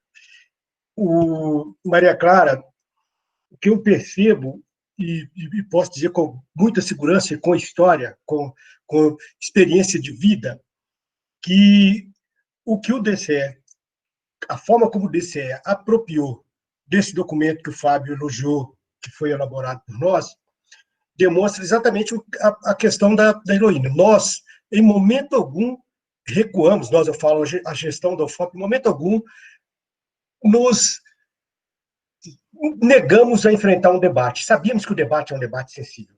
Discutir a educação à distância tem certos temas que são extremamente sensíveis. E, sobretudo, em instituições como é o caso a instituição universitária. A universidade, apesar de todas a vanguarda, é um espaço conservador. É um espaço de concepções, né, Heloína? Muitas vezes que puxam para um conservador, no sentido, inclusive, de manter o mesmo grupo se eternizando e se dominando. Quem tem... A minha geração, por exemplo, conviveu... Eu hoje vou na UFMG, de onde eu estudei, eu chego na porta do gabinete, onde era o gabinete do professor fulano de tal, tem a plaquinha do gabinete do filho dele, que passou hereditariamente. Aqui na UFOP está cheio disso. Está cheio de filho de ex-professor, filho de ex-aluno, que vai continuando, vai perpetuando, porque esse lugar pertencia a esse grupo, né? Eu falo isso porque eu acho importante que a gente diga, e para mim é muito positivo o posicionamento do DCE em relação a essa pesquisa que nós fizemos, porque, como a Heloína mencionou, é preciso que se fizesse um debate consequente e que não tivesse medo do debate. Na hora que nós elaboramos essa pesquisa e colocamos o relatório à disposição da sociedade, o que nós estávamos oferecendo era subsídio para a comunidade se posicionar. Foi exatamente isso. E eu acho que quem de fato, na comunidade universitária, está fazendo uso adequado desse instrumento é o DCE e a Prace. Efetivamente, são esses dois órgãos que estão fazendo. Vou contar para vocês aqui só entre nós. Nem nós da Prograde estamos debruçando no análise do relatório no nível que vocês fizeram. Kátia, no momento em que eu li a carta de vocês, que foi lida anteontem na reunião do CEP, eu fiquei aliviado. Sabe por quê? Que nós íamos para a reunião... Uma das tarefas que eu tinha para ir para a reunião do CEP era fazer a interpretação daqueles pontos que vocês interpretaram. Vocês abreviaram o nosso trabalho. Abreviou o meu trabalho, particularmente, tá? E poupou o trabalho. Foi muito positivo nesse sentido. E aí, acho que aí é preciso que a gente toque numa outra questão que é crucial. Ontem, no CEP, nas discussões do CEP, alguém manifestou, inclusive, favorável a que as pessoas possam até ter posição contrária. Eu acho que as pessoas não precisam de pensarem como eu penso, ou como nós pensamos, mas é preciso ser responsável em opor alguma coisa, estar contrário a alguma coisa. Responsável é o mínimo termo que a gente poderia dizer, e vai ser uma análise consequente que vai levar a isso. Eu vou dizer para vocês, quem participou das discussões do CEP, que suspendeu as aulas lá em março, deve ter observado quais foram os argumentos que foram lançados que os conselheiros apresentaram para serem contrários à adoção de qualquer regime remoto naquele momento. Só achismo. Eu acho que os alunos vão ter acesso, eu acho que isso vai acontecer, eu acho que os professores não sabem. Gente, isso não é o lugar de achar dentro da universidade, eu não vou tolerar. Não dá, aqui não é lugar para isso. A sociedade espera que nós oferecemos respostas, e não dúvidas, não que nós tenhamos a soberania, a inteligência absoluta do mundo, mas você decidir que não vai adotar esse procedimento, porque eu acho que os alunos não vão ter, que eu acho que isso, vamos fazer a pesquisa e vamos saber o que de fato nós temos. Nós convivemos, tivemos que responder a diversas manifestações achando. A Prograde, ao mesmo tempo que estava elaborando esse trabalho, que vocês conheceram o resultado, nós estávamos também tendo que responder a alguns que achavam isso, que achavam aquilo outro, que achavam aquilo outro. Isso perde tempo, isso é desgaste e não é compatível com a universidade. Vamos usar uma terminologia que é muito comum, algo que é muito parecido lá em Brasília, né? Lá em Brasília falta muito. Nós precisamos de tomar decisões com base em evidência científica, em estudo.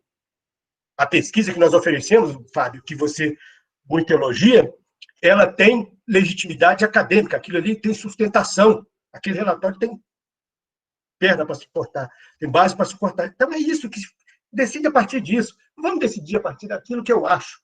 Eu acho que o Fábio não vai dar conta, ou a Heloína, ou o Raul. Isso para mim não é compatível com esse espaço. Vamos achar lá no boteco. Aqui não. Aqui não vai dar, não. Aqui não é lugar para isso. Então, eu acho que é importante destacar esse aspecto. Então, Maria Clara, queria, mais uma vez, reiterar, eu sei que foi um trabalho coletivo, um grupo grande, mas você que particularmente esteve conosco na comissão lá da Prograde, ajudou, inclusive, a construir essa posição do DCE por conhecer a seriedade e a honestidade com a qual nós trabalhamos. O relatório nosso é honesto. Se ele tivesse chegado a outras evidências, ele estaria publicado e informado para a sociedade, tal como foi esse. É honesto, é honestidade.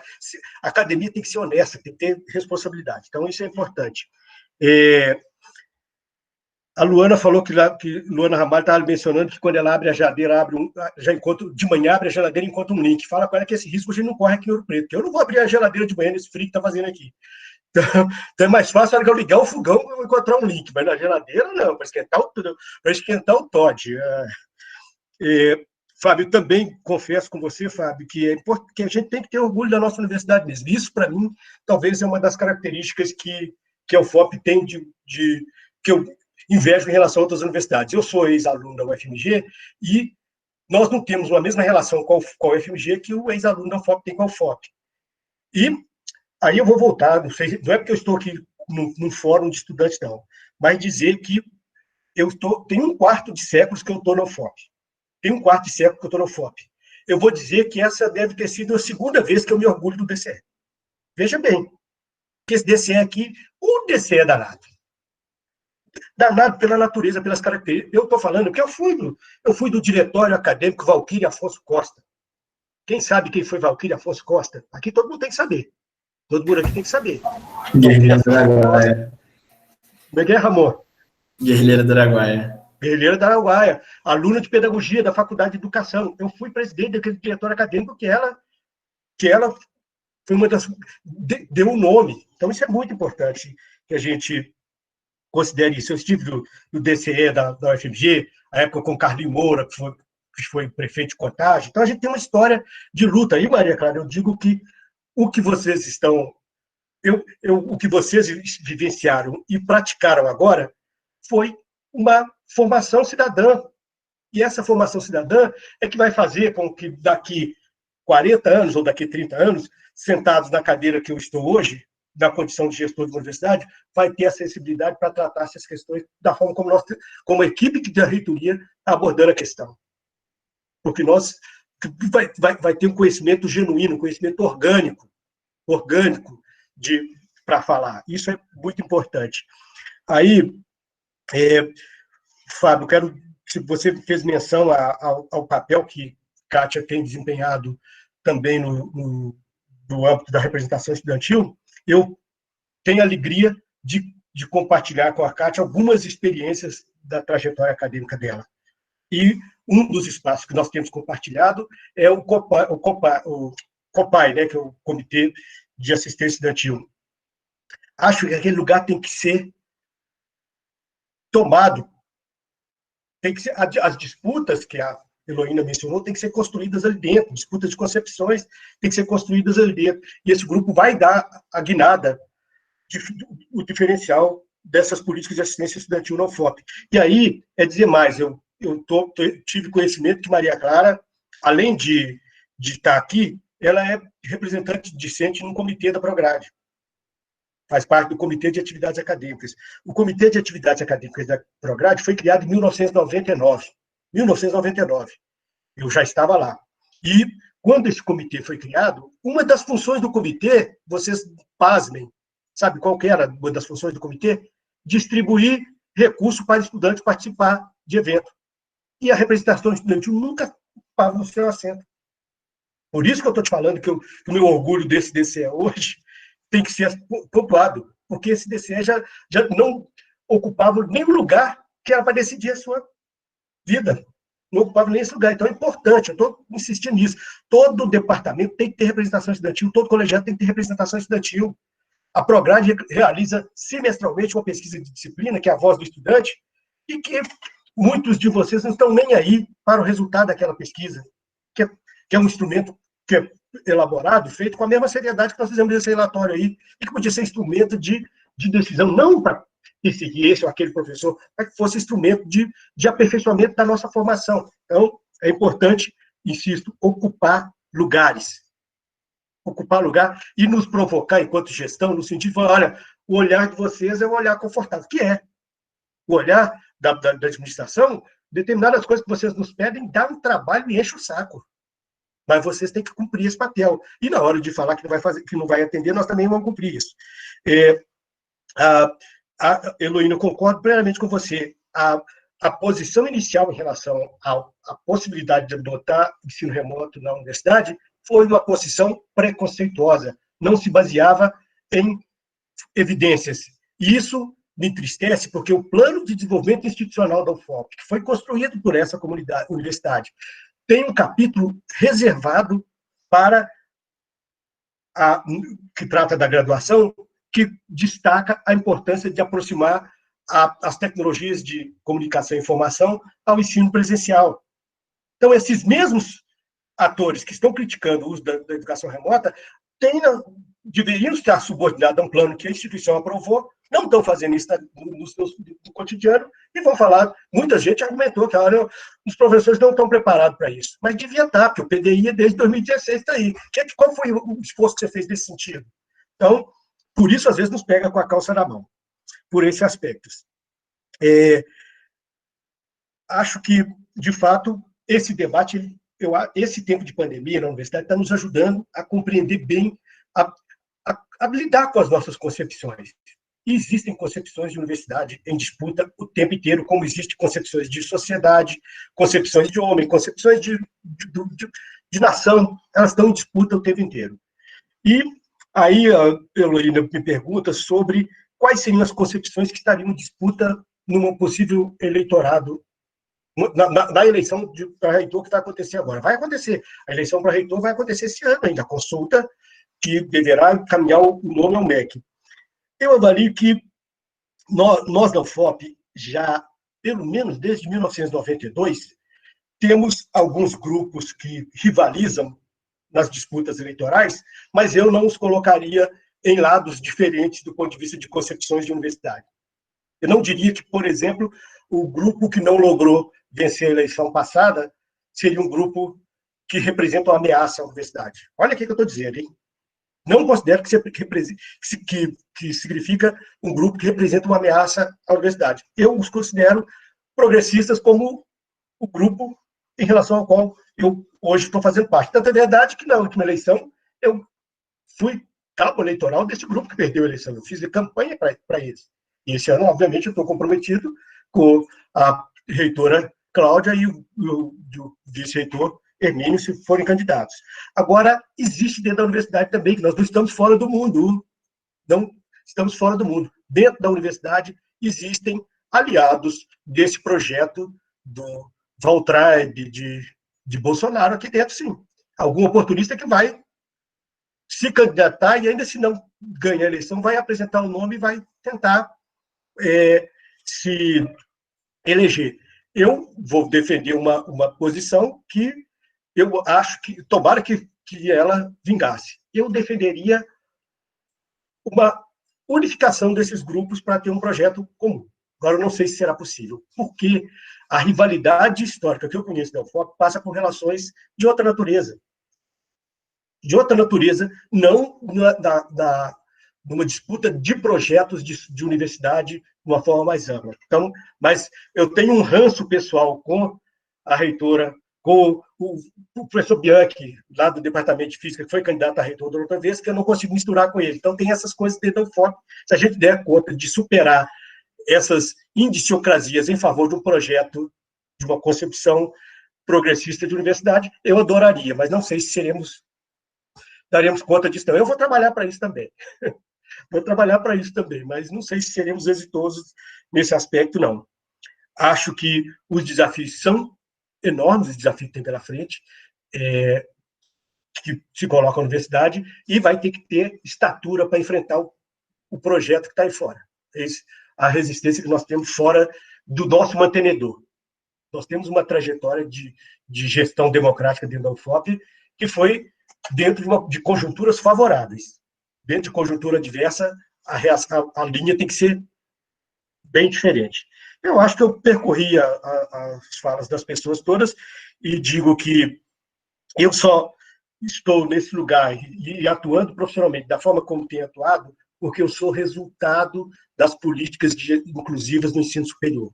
Eu sou resultado das políticas inclusivas no ensino superior, sei e mais. Digo que eu reconheço a educação como um direito, não como uma mercadoria, nem como um favor. Então, essa talvez seja uma das razões que leva a gente a ter determinados tipos de atitude. Que aí eu vou lembrar, para finalizar mesmo a minha intervenção, Raul, vou lembrar aquele que, para mim, foi a principal referência na minha formação, que é o Paulo Freire. O principal saber de um educador deve se passar pela experiência, pela prática. Vocês têm que, se quiserem espelhar em mim como alguém que educa, esperem naquilo que eu faço. Comportem dessa forma. É isso mais ou menos que o Paulo Freire dizia lá na Pedagogia do Oprimido, da década de 1960, quando eu vinha a esse mundo. Então tá, gente, eu acho que é isso por enquanto e continuo à disposição, Raul.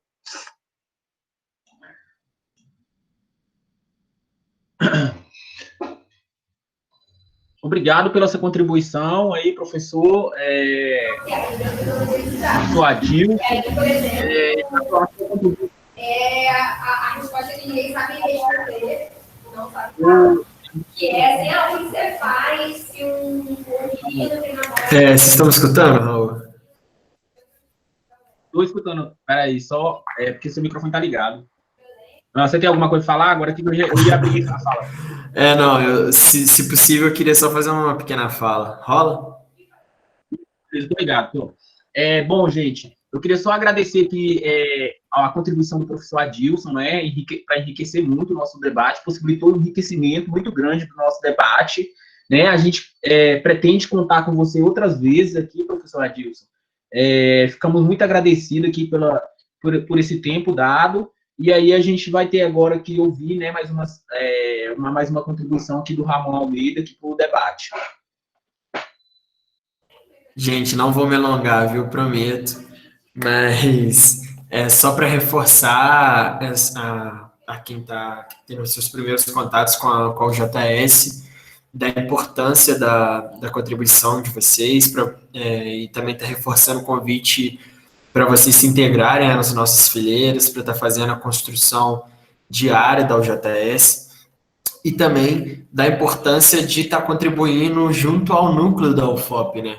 Porque são nos nossos núcleos que a gente faz a materialização da nossa política, nos nossos núcleos que a gente consegue transmitir a nossa opinião nacional, a nossa opinião estadual, mas que a gente consegue também deixar a nossa marca para aquele local específico, né? Para onde a gente estuda, para onde a gente vive e para onde a gente está localizado. Não adianta a gente ficar pautando somente a política nacional se a gente não consegue também estar desenvolvendo uma opinião local, uma opinião sobre a nossa universidade, sobre o bairro onde a gente mora, sobre a cidade onde a gente mora. E isso também vai de encontro sobre algumas falas que a gente escutou aqui e também sobre uma campanha recente que foi do Transfira o FOP. É necessário para a gente que veio de outra cidade e que está morando há algum tempo na cidade que a gente estuda, que a gente também dê opinião política do que a gente pensa para essa cidade. Eu cito o meu exemplo pessoal, sou natural de Juiz de Fora, mas sou estudante da UFMG. Nem por isso, nessas eleições, eu não vou querer dar minha opinião sobre a cidade que eu moro, que é Belo Horizonte. Então, é de suma importância que vocês, mesmo sendo de outras cidades, transmitam a opinião política de vocês, transmitam a opinião da cidade que vocês querem e também ajude ao JS formular a opinião política sobre Ouro Preto, sobre Mariana, como que a gente pode transformar essas cidades em cidades mais humanas, mais democráticas, cidades que dialoguem mais com a comunidade acadêmica e que façam com que a comunidade acadêmica também dê um retorno para a comunidade, né? Para que a gente esteja esse diálogo permanente, esse diálogo construtivo. É de suma importância que os estudantes deem a sua opinião sobre a cidade. Porque muitas das vezes a gente se mobiliza para as eleições presidenciais, às vezes para as eleições para governador, e esquece das eleições municipais, de transmitir a nossa opinião sobre os vereadores, sobre os prefeitos, as candidaturas à prefeitura da cidade. E isso impacta diretamente na nossa vida, no nosso futuro. Então, é de suma importância que é o JS aqui, que vocês que estão chegando agora, que se debrucem sobre isso, de transmitir essa opinião local, porque além de querer tirar o Bolsonaro, querer tirar o Zema, a gente quer construir uma Ouro Preto, uma Mariana mais democrática, que dialogue cada vez mais com a nossa juventude.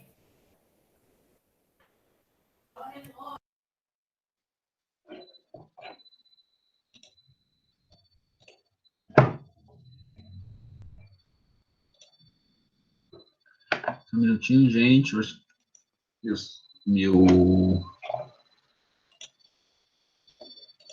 Bom, obrigado, Ramon, pela sua contribuição. Bom, pessoal, a gente teve aqui, né, um debate muito enriquecedor hoje. O que é, né? Nós estamos na segunda rodada de debates.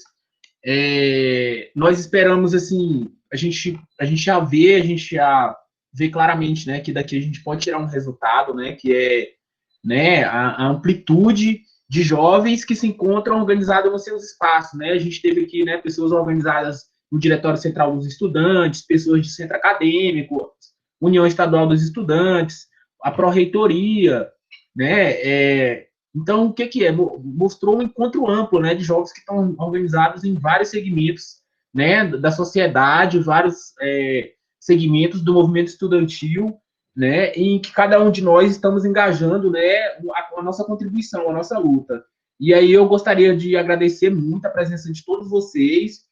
O mais breve possível aí a gente vai estar passando informações sobre outros eventos nossos, para a gente estar aí permanentemente, né, se falando, debatendo, apresentando as nossas ideias, o que a gente pensa, mas eu queria reforçar muito aqui, né, a filiação de que quem tiver interesse aí, entra no site da UJS, vê lá as informações, pode entrar no YouTube também, tem muito vídeo aula, né, da UJS, eu aqui, o Fábio Rocha também, que vem empenhando muita força, né, que é o Chicó, a Heloína, a gente está aqui iniciando uma elaboração de uma plataforma, né, em que nós possamos concentrar, né, várias informações, uma informação da cidade, informação do movimento estudantil, né, que nessa plataforma tenha informações de vários segmentos aqui de Ouro Preto, né, e que futuramente a gente possa estar acessando ela e obter, né, aí poder também compartilhar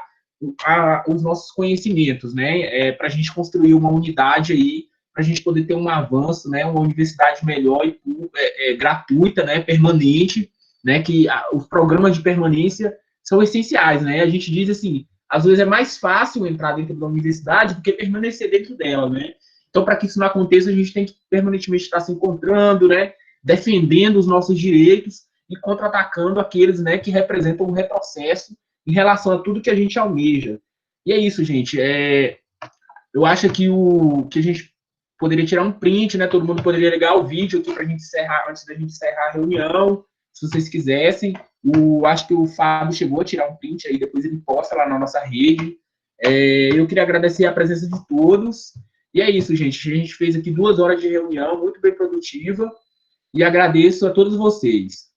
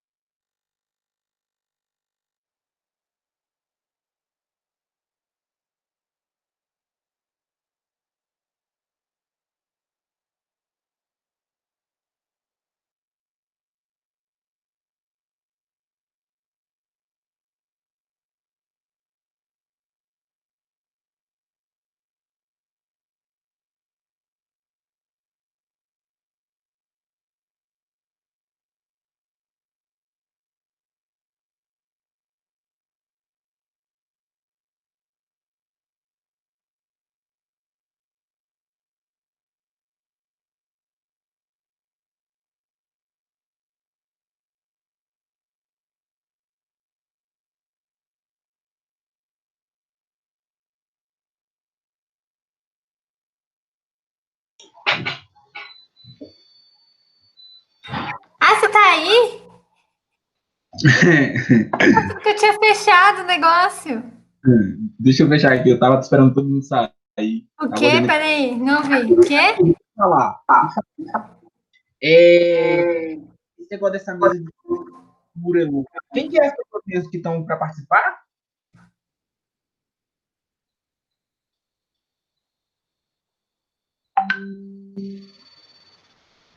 Ah, eu acabei de eliminar uma mulher aqui da conversa. Na áudio, de onde que essa mulher apareceu?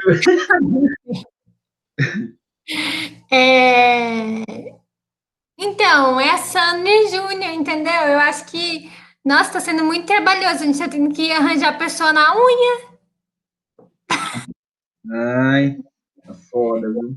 Não sei, cara. Se a gente... Eu achei que esse debate foi muito bom hoje, porque o quê? Teve algumas pessoas presentes, né? De ontem, tivemos assim, umas 4 pessoas ali que a gente fez a primeira reunião ontem e elas estavam presentes. Aí o Adilson. A que tá participando de tudo, assim. Isso, o Adilson reforçou muito a Kátia e a Maria Clara. Eu acho que isso vai aproximar mais Nossa, deu um up nelas, né? Isso, eu acho que é isso. Pelo menos um bloco nosso ali de pessoas que está gerando entre 8 e 10 pessoas, ele está começando a se encontrar mais constantemente. O que você acha? Você acha que é isso também? Ah, eu não sei se a gente mantém ou não, sabe? Porque eu tô muito. Eu acho que foi um tema ruim ter escolhido tema de cultura, eu acho que tinha que ter escolhido outro tema. Elô, eu acho também que não puxa, não. Eu acho que a gente pensa aí, vamos pensar mais para frente, uma coisa assim. Não, a mesa de segunda lista não teve ninguém. Tipo assim, horrível. É? Uhum. Mas eu acho que é isso mesmo, Elô. Eu acho que esse negócio da cultura aí não é muito. Não sei. Eu acho que se você tá pensando nisso, eu acho que a gente encerra. É porque assim, eu particularmente estou muito cansada, assim, por conta das coisas que estão acontecendo. A gente fica tenso o dia inteiro mandando mensagem para as pessoas participarem, tá foda. É isso então, por mim encerra. Mandar lá no grupo, eu mandei lá no grupo, daí tem que falar É isso, cancela.